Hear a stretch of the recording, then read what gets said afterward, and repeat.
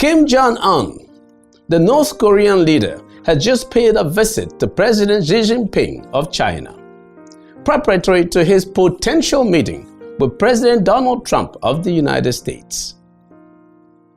Clearly, China has joined the United States as the top superpowers of the world. It is clear, therefore, that given Africa's economic circumstances, the continent must see these superpowers as vital for any rapid economic development and overall progress. So, what strategies are available to Africa to be a respected player in trading and partnering with China and the United States? As we stated last time, the main anchor in recent times of U.S. trade and probably even overall economic relations with Sub-Saharan Africa has been the African Growth and Opportunity Act, or AGOA. Unfortunately, U.S. trade with Sub-Saharan Africa has stagnated in spite of AGOA. Meanwhile, African trade with China has expanded.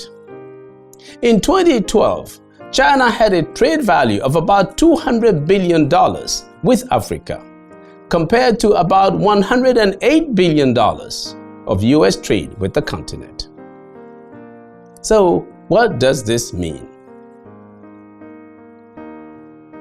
China's current advantage in Africa is probably connected with its exceptionally active presence, involving high-level visits, large commitments of loans, and extensive investments in practically all sectors of the economy. Certainly, China seems to have developed a dominant strategy for Africa to help it win in trade, investments, and partnerships. Perhaps a more robust approach to Africa will soon come from President Donald Trump. But why should America or China care about Africa? As we have argued before, Africa offers a vast amount of natural resources and then also of consumers of goods and services, especially as the size of its middle class is rising fast. Now, recently, African leaders signed a framework establishing the African Continental Free Trade Area, ACFTA, the largest free trade agreement since the creation of the World Trade Organization.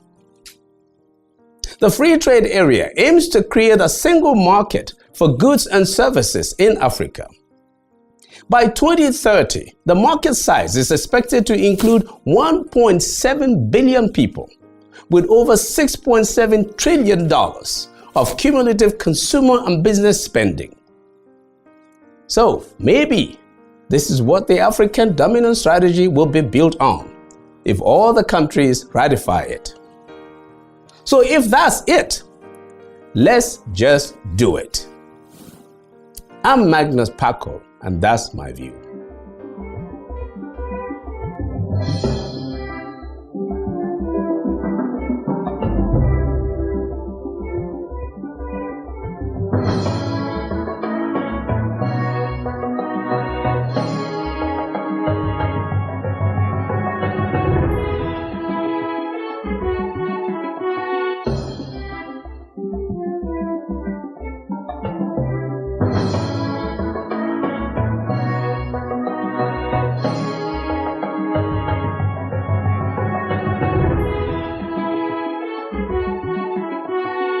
Magnus.